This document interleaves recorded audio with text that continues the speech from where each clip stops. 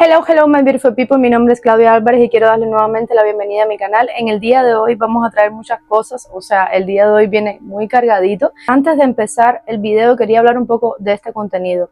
Bueno, últimamente lo he estado pensando, he dicho, creo que no me va a ir bien, creo que voy a ir muy despacio, creo que estoy perdiendo mi tiempo porque es un contenido bastante difícil de encajar como tal en nuestra comunidad cubana. Es bastante difícil porque yo quiero hacer otras cosas, no solo quiero traerles crímenes cubanos, sino que también quiero hacer nacional, quiero hacerlo mundial, que todo el mundo pueda venir y buscar la historia que le guste.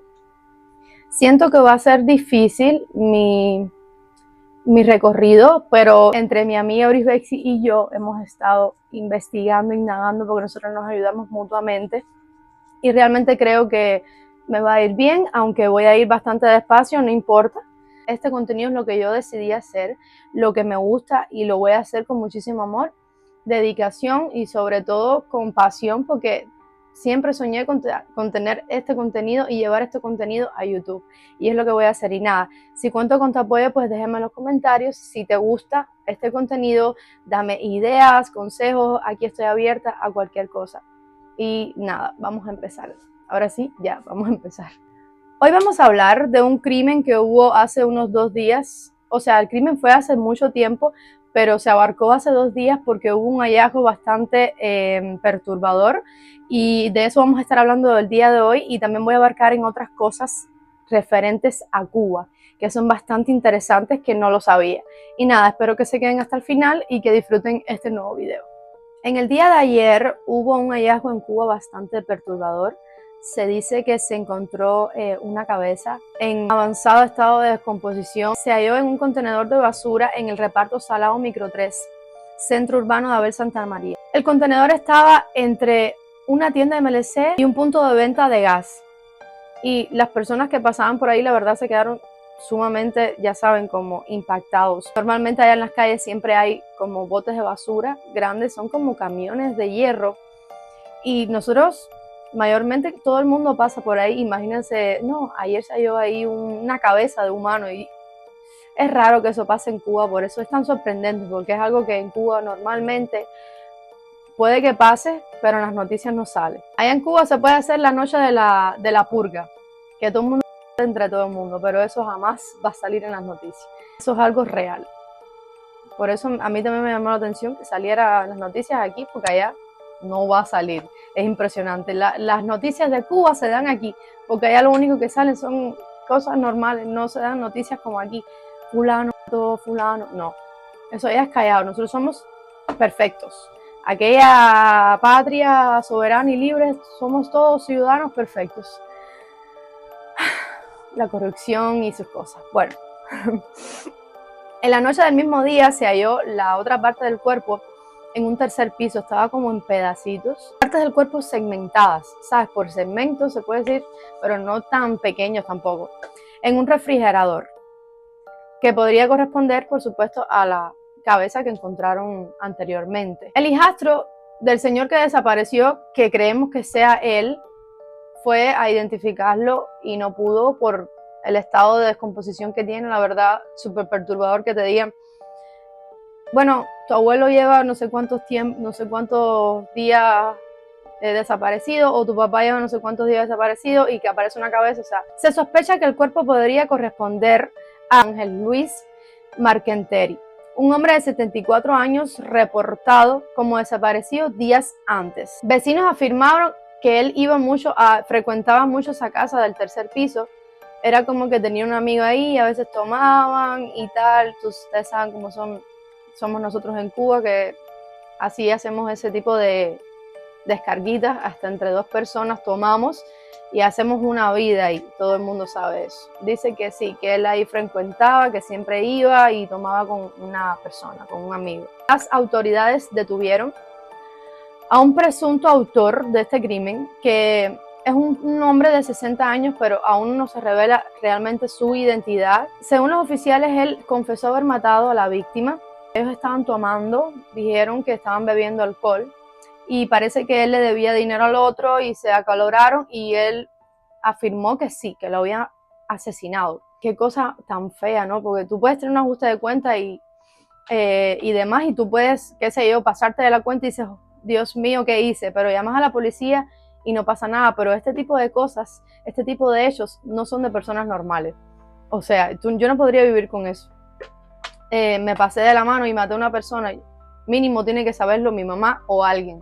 Con eso ya son otras cosas. Cuando la persona lo hace consciente, no sé si lo hizo consciente, pero al parecer sí lo hizo, porque dice que fue por cuenta pendiente, que tenían como por ajustes de cuentas personal, no sé, hubo algo extraño ahí. Cuando tú cometes un crimen o un asesinato que está predestinado, es que ya tú no eres una persona normal. Ya cuando tú lo haces así, que lo piensas, ya tu cabeza de ahí para adelante no funciona de la misma manera, y más así.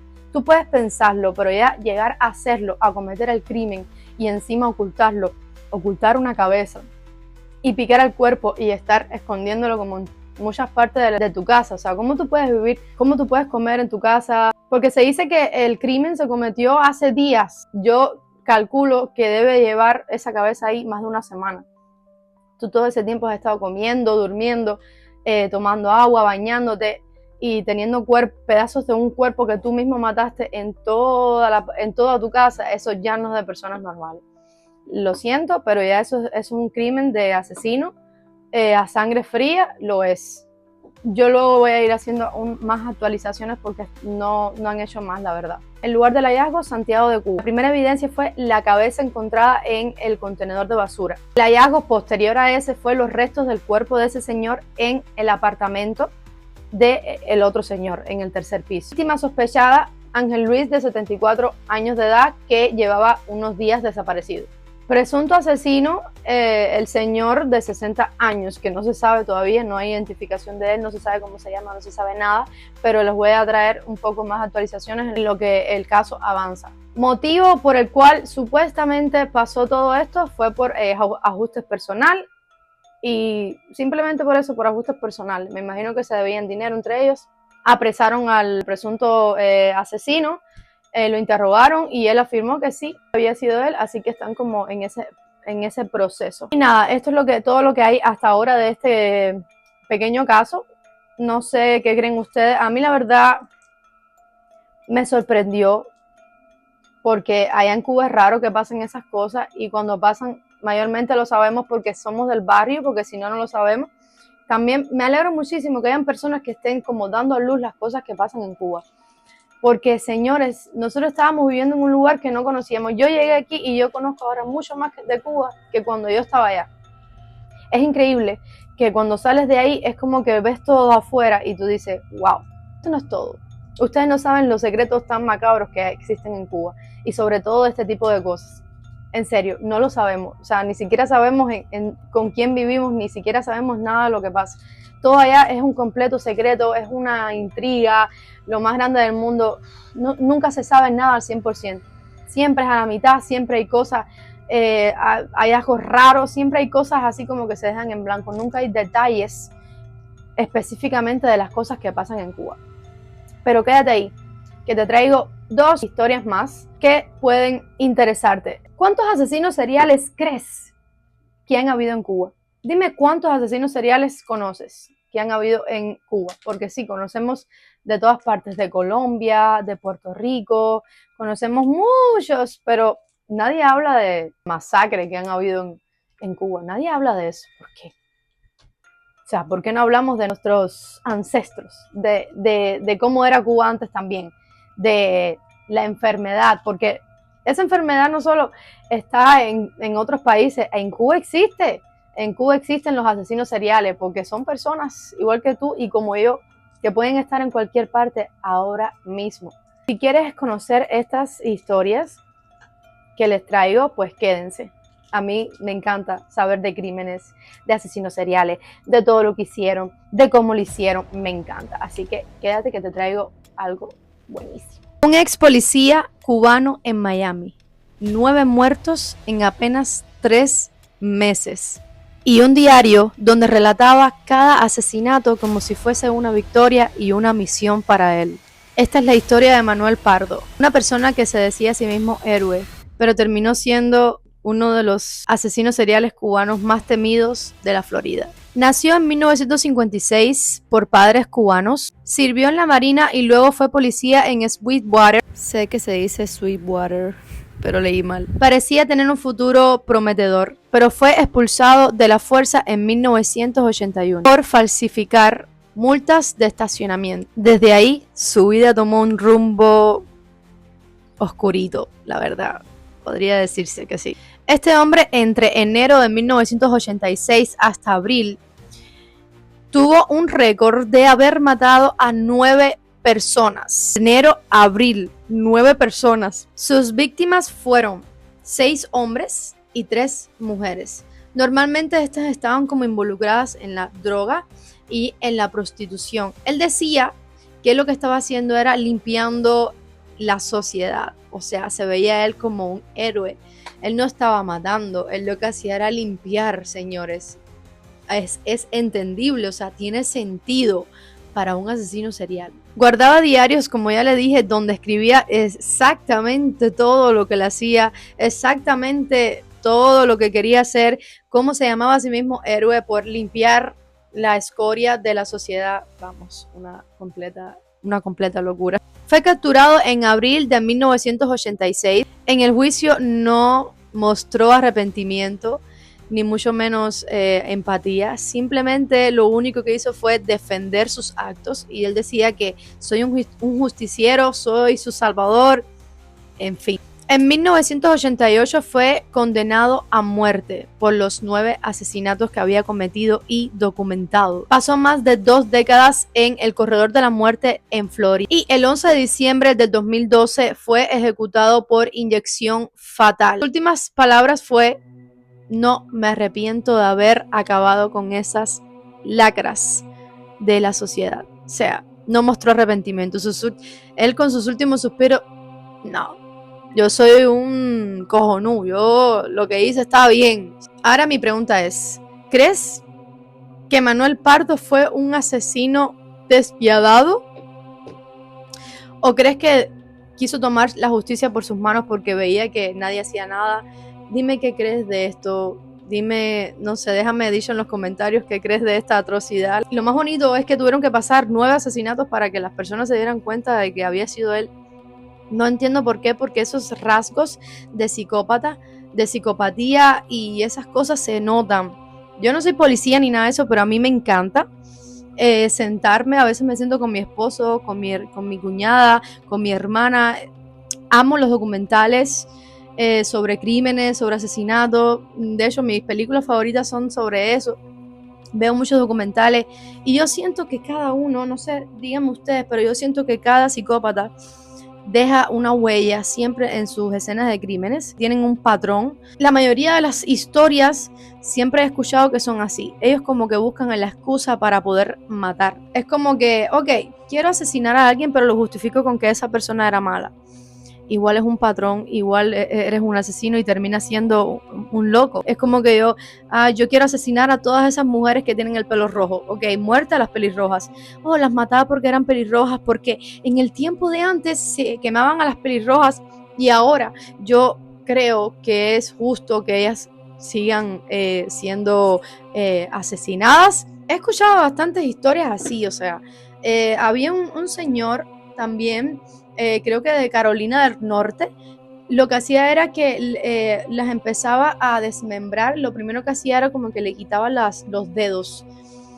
¿Por qué? Porque tuvo un trauma, creo que fue con una profesora de piano, como que abusaba de él. Fue creciendo y creando un trauma y era como que a las mujeres le picaba los dedos. Era lo primero que hacía, era como su patrón. Díganme qué creen de esta pequeña historia. La verdad, no me sorprende. Yo he visto bastantes cosas ya en este mundo. Lo que me sorprende es saber que fue como cubano, ¿no? Porque normalmente no se habla mucho sobre ese tema en Cuba, sobre no sé, yo siento que en Cuba sí hay muchísimos asesinos seriales, lo que pasa es que no los hemos encontrado o no se han revelado, pero yo siento que sí. Allá todo es más represivo, o sea, hay mucha represión, hasta incluso en los asesinos. Hasta ellos se sienten reprimidos, pero entonces luego vienen para acá y hacen sus cosas aquí porque tienen más libertad. Y también aquí se puede tener armas, se pueden tener muchísimas más cosas. En fin, hay un sinnúmero de temas que pudiésemos estar hablando tú y yo ahora mismo, pero yo creo que hay que continuar. El monstruo de Guarabacoa. Se dice que era un asesino que estaba oculto en La Habana. Un barrio en silencio, niños desaparecidos y un asesino que todos temían pero nadie sabía su identidad y del que nadie se atrevía a hablar. Porque en Cuba, en aquella época, los monstruos no salían en los periódicos. Esta es la historia del monstruo de Guarabacoa, el misterio criminal que el Estado intentó borrar. Esto comienza en finales del 60, principios del 70, en Guanabacoa, un municipio popular de La Habana. Comenzaron a circular rumores de que habían niños desaparecidos. Eso normalmente en Cuba, ¿saben que pasa mucho? No sé, pero yo creo no, estoy muy segura de haber escuchado muchas historias, incluso en Morón, en la ciudad donde yo vivía. Siempre, por lo menos mi mamá y mi abuela y todo el mundo me decían como que en Año Nuevo o en Navidad que no saliera, porque habían como rumores de que siempre en esas fechas secuestraban niños para hacerle cosas perturbadoras. No quiero averiguarlo, de hecho nunca lo averigüé, nunca me pasó, gracias Diosito. Las madres se ponían muy locas. No sé por qué algo me dice que es por esto, por esta leyenda, por esto que ocurrió. En los parques y en las calles, los padres tenían miedo de dejar a sus niños solos, evidentemente. Yo tampoco lo dejara si están desapareciendo niños y todo eso. O sea, ¿a qué niño le tocará hoy, esta noche? O sea, es bastante perturbador. Qué feo todo. Bueno, un miedo silencioso recorría todo el barrio. No se hablaba en voz alta, pero todo el mundo sabía que algo estaba pasando, que algo estaba mal. Según los relatos, un hombre raptaba a menores. Testimonios apuntaban a asesinos brutales. Algunos hablaban de estrangulamientos, de abusos antes de matar, que no hubo una cifra exacta de todos los niños que él asesinó, pero que sí se supo que eran muchos de esa zona. Dicen que era un depredador que atacaba en silencio y en la oscuridad y que la prensa jamás lo mencionó, pero lo sabían. En la Cuba revolucionaria, entre los 60 y los 70, no se enseñaban estos crímenes porque querían como que todo se viera perfecto. Perdón, cariño, rectifico. Todavía no se ponen crímenes en la televisión. Todavía, al día de hoy, no se ponen esos crímenes. Ay, qué doloroso, ¿no? Que tú veas que tu pueblo se está cayendo en pedazos y que están pasando estas cosas atroces. Y cuando vas a la televisión ves que todo está bien, o sea, tú dices, ¿en qué mundo vivimos? ¿Qué carajo es esto? O sea, me estoy volviendo loca, no sé, soy yo la única que ve estas cosas. La prensa estaba totalmente controlada.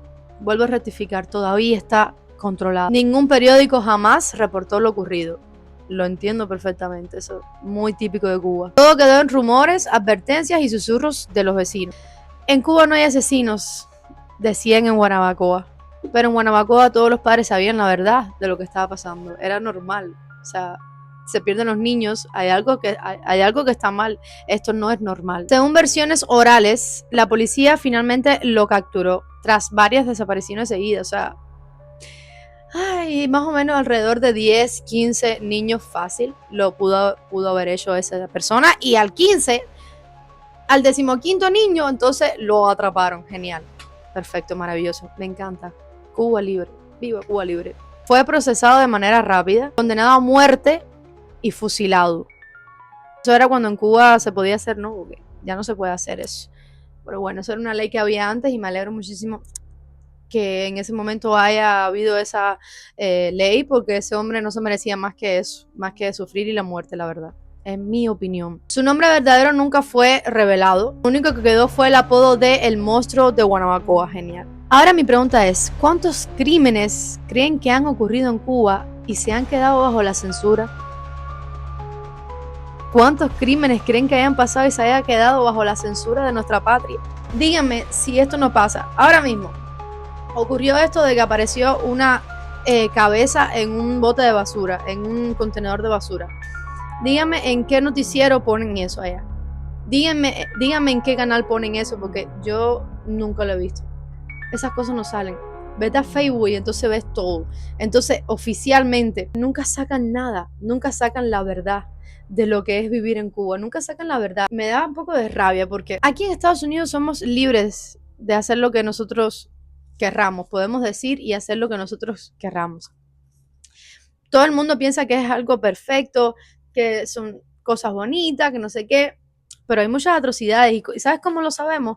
Porque hay muchos canales de noticias donde ahí se ve todo. Pero en Cuba no, en Cuba es el noticiero y hablan de lo mismo. De la corriente, del tiempo, de lo que pasa en no sé qué lugar. Entonces dan noticias internacionales, dan noticias de cosas que han pasado en Rusia, de cosas que han pasado aquí en Estados Unidos, de cosas que han pasado en México, de cosas que han pasado en Venezuela, pero no cuentan la verdad de Cuba. Es una censura total. Creo que ya no tengo más nada que hablar. Me quedaron 2 o 3 historias ahí de otros asesinos seriales en Cuba. Me encantaría leérselas en la próxima vez, en la próxima aventura. Y nada, quisiera que me dejaran dicho en los comentarios si este tipo de contenido les gusta. La verdad me ayudaría muchísimo que me comentaran y me dieran like, me compartieran, se suscribieran para que me den un poco de ánimos, porque estoy un poco baja de ánimos, pero siempre haciendo lo que me gusta, que es lo importante, es lo que me gusta. No tengo más nada que decir, simplemente que se cuiden, que les mando muchas bendiciones a ti y a tu familia y muchos besitos. Bye, bye, bye. Nos vemos en la próxima.